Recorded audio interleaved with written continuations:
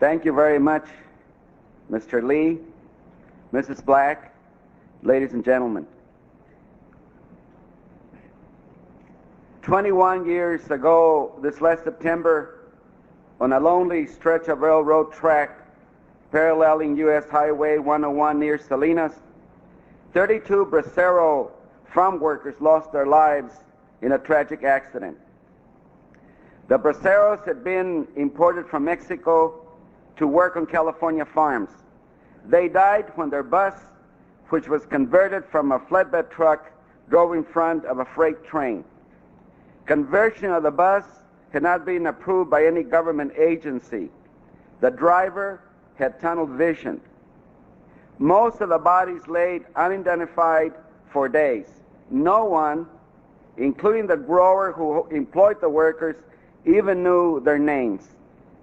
Today, thousands of farm workers live under savage conditions beneath trees and amid garbage and human excrement near tomato fields in San Diego County. Tomato fields which use the most modern farm technology. Vicious rats gnaw at them as they sleep. They walk miles to buy food at inflated prices, and they carry in water from irrigation ditches.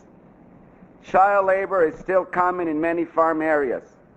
As much as 30% of Northern California's garlic harvesters are underage children.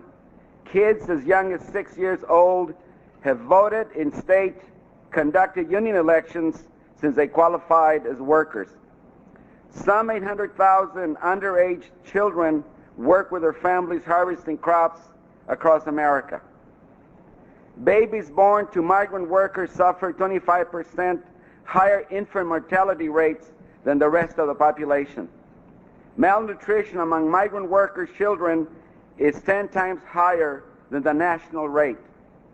Farm workers' average life expectancy is still 49 years, compared to 73 years for the average American. All my life, I have been driven by one dream, one goal, one vision: to overthrow a farm labor system in this nation that treats farm workers as if they were not important human beings. Farm workers are not agricultural implements. They are not beasts of burden to be used and discarded. That dream was born in my youth. It was nurtured in my early days of organizing.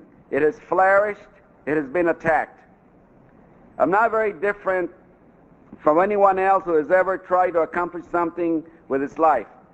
My motivation comes from my personal life, from watching what my mother and father went through when I was growing up, from what we experienced as migrant workers in California.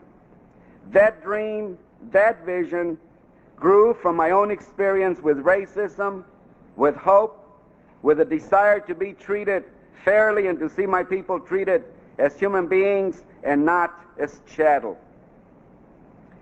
It grew from anger and rage, emotions I felt 40 years ago when people of my color were denied the right to see a movie or eat at a restaurant in many parts of California.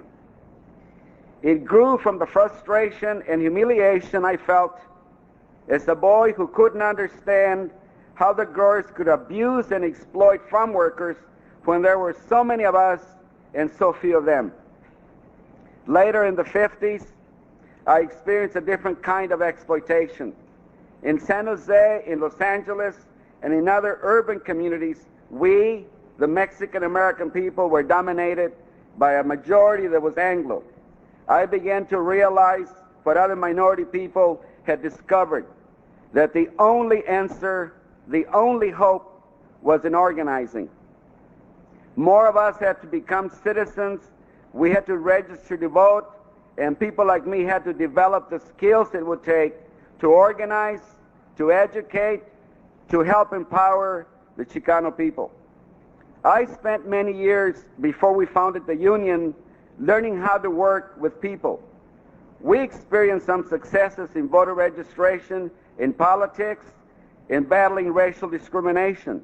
Successes in an era when black Americans were just beginning to assert their civil rights. and when political awareness among Hispanics was almost non-existent. But deep in my heart, I knew I could never be happy unless I tried organizing the farm workers. I didn't know if I would succeed, but I had to try. All Hispanics, urban and rural, young and old, are connected to the farm workers' experience. We had all lived through the fields, or our parents had. We shared that common humiliation. How could we progress as a people, even if we lived in the cities, while the farm workers, men and women of our color, were condemned to a life without pride? How could we progress as a people while the farm workers, who symbolize our history in this land, were denied self-respect? How could our people believe that their children could become lawyers and doctors and judges and business people while this shame, this injustice was permitted to continue? Those who attack our union often say it's not really a union. It's something else, a social movement, a civil rights movement. It's something dangerous. They're half right. The United Farm Workers is first and foremost a union like any other, a union that either produces for its members on the bread and butter issues or doesn't survive. But the UFW has always been something more than a union, although it's never been dangerous if you believe in the Bill of Rights. The UFW was the beginning. We attacked that historical source of shame and infamy that our people in this country lived with. We attacked that injustice not by complaining, not by seeking handouts, not by becoming soldiers in the war on poverty. We organized. Farm workers acknowledged we had allowed ourselves to become victims in a democratic society, a society where majority rule and collective bargaining are supposed to be more than academic theories and political rhetoric. And by addressing this historical problem, we created confidence and pride and hope in an entire people's ability to create the future. The UFW's survival, its existence, were not in doubt in my mind when the time began to come. After the union became visible, when Chicanos started entering college in greater numbers, when Hispanics began running for public office in greater numbers, when our people started asserting their rights on a broad range of issues and in many communities across this land, the union's survival, its very existence, sent out a signal to all Hispanics that we were fighting for our dignity, that we were challenging and overcoming injustice, that we were empowering the least educated among us, the poorest among us. The message was clear. If it could happen in the fields, it could happen anywhere, in the cities, in the courts, in the city councils, in the state legislatures.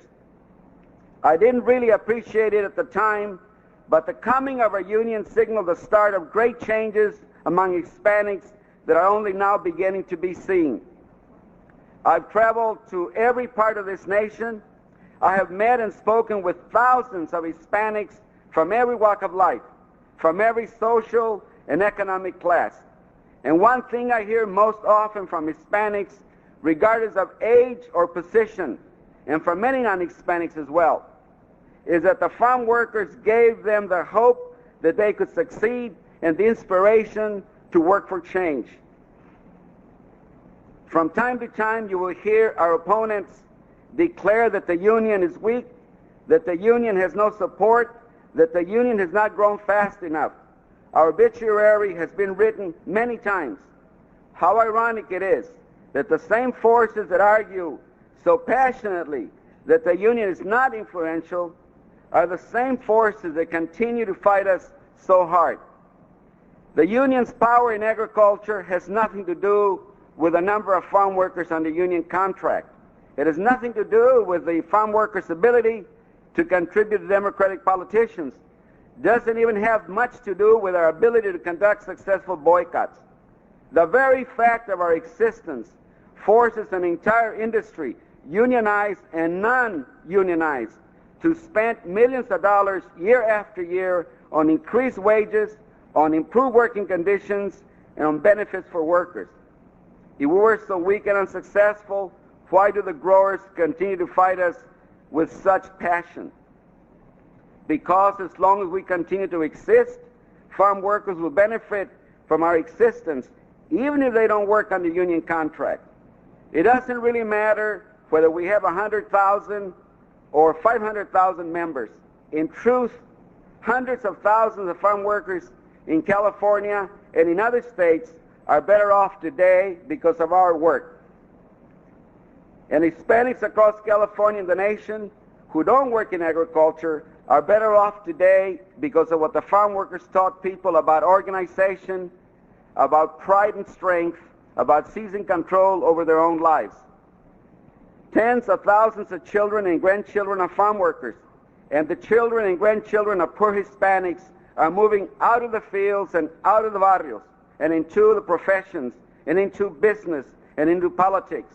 And that movement cannot be reversed. Our union will forever exist as an empowering force among Chicanos in the Southwest. That means our power and our influence will grow and not diminish.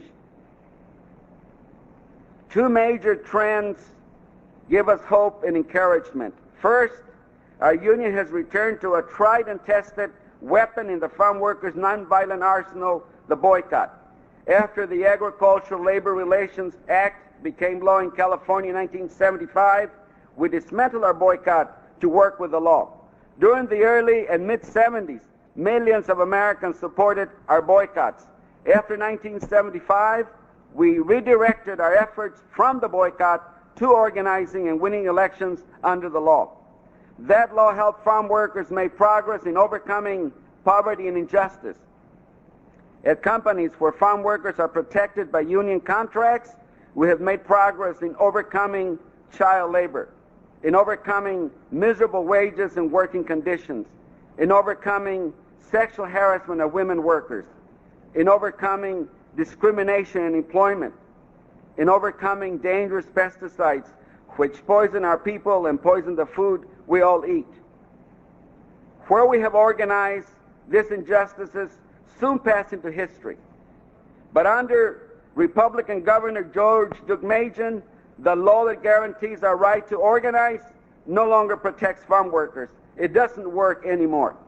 In 1982, corporate growers gave Deukmejian $1 million to run for governor of California. Since he took office, Deukmejian has paid back his debt to the growers with the blood and sweat of California farm workers. Instead of enforcing the law as it was written against those who break it, Deukmejian invites growers who break the law to seek relief from governor's appointees. What does all this mean for farm workers? It means the right to vote in free elections is a sham. It means that the right to talk freely about the union among your fellow workers on the job is a cruel hoax. It means that the right to be free from threats and intimidation by growers is an empty promise.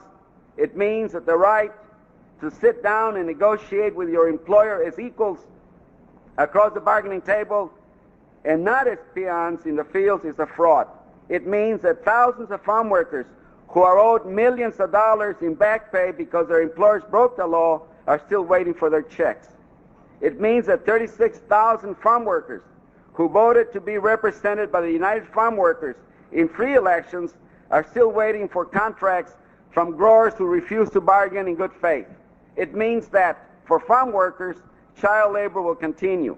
It means that infant mortality will continue. It means that malnutrition among children will continue. It means the short life expectancy and the inhuman living and working conditions will continue. Are these make-believe threats? Are they exaggerations? Ask the farm workers who are waiting for the money they lost because the growers broke the law. Ask the farm workers who are still waiting for growers to bargain in good faith and sign contracts. Ask the farm workers who have been fired from their jobs because they spoke out for the union. Ask the farm workers who have been threatened with physical violence because they support the UFW. And ask the family of Rene Lopez the young farm worker from Fresno who was shot to death last year because he supported the union as he came out of a voting booth. Ask the farm workers who watch their children go hungry in this land of wealth and promise. Ask the farm workers who see their lives eaten away by poverty and suffering. These tragic events forced farm workers to declare a new international boycott of California grapes. Except the 3% of grapes produced under union contract. That is why we are asking Americans once again to join the farm workers by boycotting California grapes. The Lewis Harris poll revealed that 17 million Americans boycotted grapes. We are convinced that those people and that goodwill have not disappeared. That segment of the population which makes the boycotts work are the Hispanics, the blacks, the other minorities, our friends in labor and the church. But it is also an entire generation of young Americans who matured politically and socially in the 60s and the 70s. Millions of people for whom boycotting grapes and other products became a socially accepted pattern of behavior. If you were young, Anglo, and or near campers during the late 60s and early 70s, chances are you supported farm workers. For 15 years later, the men and women of that generation are alive and well. They are in their mid-30s and 40s. They are pursuing professional careers. Their disposable income is relatively high, but they are still inclined to respond to an appeal from farm workers. The union's mission still has meaning for them. Only today we must translate the importance of a union for farm workers into the language of the 1980s. Instead of talking about the right to organize, we must talk about protection against sexual harassment in the fields. We must speak about the right to quality food and food that is safe to eat. I can tell you that the new language is working. The 17 million are still there. They are responding not to picket lines and leafleting alone, but to the high-tech boycott of today, a boycott that uses computers and direct mail and advertising techniques which have revolutionized business and politics in recent years. We have achieved more success with a boycott in the first 11 months of 1984 than we achieved in the last 14 years, since 1970. The other trend that gives us hope is the monumental growth of Hispanic influence in this country. And what that means in increased population, increased social and economic clout, and increased political influence. South of the Sacramento River, Hispanics now make up more than 25% of the population. That figure will top 30% by the year 2000. There are now 1.1 million Spanish surnamed registered voters in California. In 1975, there were 200 Hispanic elected officials at all levels of government. In 1984, there are over 400 elected judges, city council members, mayors, and legislators. In light of these trends, it's absurd to believe or to suggest that we are going to go back in time as a union or as a people. The growers often try to blame the union for their problems, to lay their sins off on us, sins for which they only have themselves to blame. The growers only have themselves to blame as they begin to reap the harvest of decades of environmental damage they have brought upon the land. The pesticides, the herbicides, the soil fumigants, the fertilizers, the salt deposits from thoughtless irrigation, the ravages of years of unrestrained poisoning of our soil and water. Thousands of acres of land in California have already been irrevocably damaged by this wanton abuse of nature. Thousands more will be lost unless growers understand that dumping more and more poisons on the soil won't solve their problems on the short or on the long term.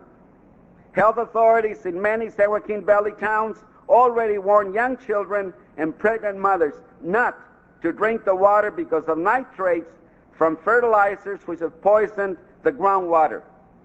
The growers have only themselves to blame for an increasing demand by consumers for higher quality food.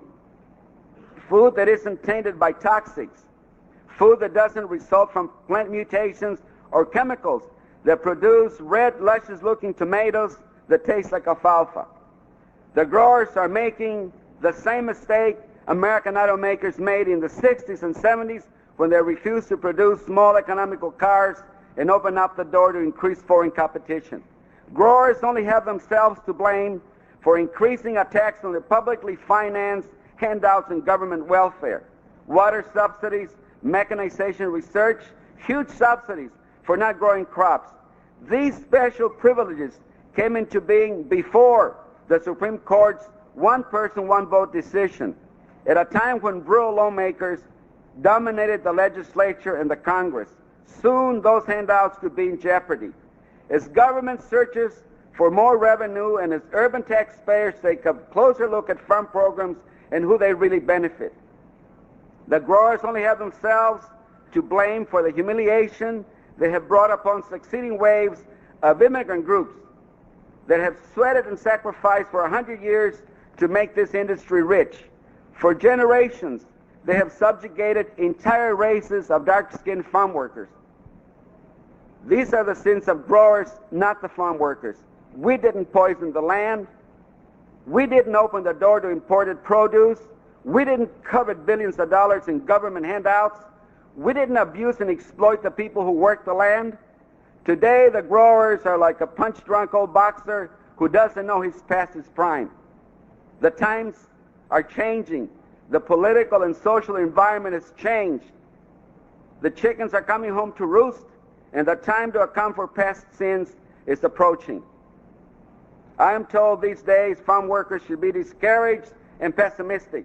The Republicans control the governor's office and the White House. There is a conservative trend in the nation, yet we are filled with hope and encouragement. We have looked into the future, and the future is ours. History and inevitability are on our side. The farm workers and their children and the Hispanics and their children are the future in California, and corporate growers are the past. Those politicians who ally themselves with the corporate growers and against farm workers and the Hispanics are in for a big surprise. They want to make their careers in politics. They want to hold power 20 and 30 years from now. But 20 and 30 years from now, in Modesto, in Salinas, in Fresno, in Bakersfield, in the Imperial Valley, and in many of the great cities of California, those communities will be dominated by farm workers and not by growers, by the children and grandchildren of farm workers and not by the children and grandchildren of growers. These trends are part of the forces of history which cannot be stopped. No person and no organization can resist them for very long. They are inevitable. Once social change begins, it cannot be reversed. You cannot uneducate the person who has learned to read. You cannot humiliate the person who feels pride. You cannot oppress the people who are not afraid anymore. Our opponents must understand that it's not just a union we have built. Unions, like other institutions, can come and go. But we're more than an institution. For nearly 20 years, our union has been on the cutting edge of a people's cause. And you cannot do away with an entire people, and you cannot stamp out a people's cause. Regardless of what the future holds for the union, regardless of what the future holds for farm workers, our accomplishments cannot be undone. La causa, our cause, doesn't have to be experienced twice. The consciousness and pride that were raised by our union are alive and thriving inside millions of young Hispanics who will never work on a farm. Like the other immigrant groups, the day will come when we win the economic and political rewards which are in keeping with our numbers in society. The day will come when the politicians will do the right thing for our people out of political necessity and not out of charity or idealism. That day may not come this year. That day may not come during this decade, but it will come someday. And when that day comes, we shall see the fulfillment of that passage from the book of Matthew in the New Testament. The last shall be first, and the first shall be last. And on that day, our nation shall fulfill its creed and that fulfillment shall enrich us all. Thank you very much.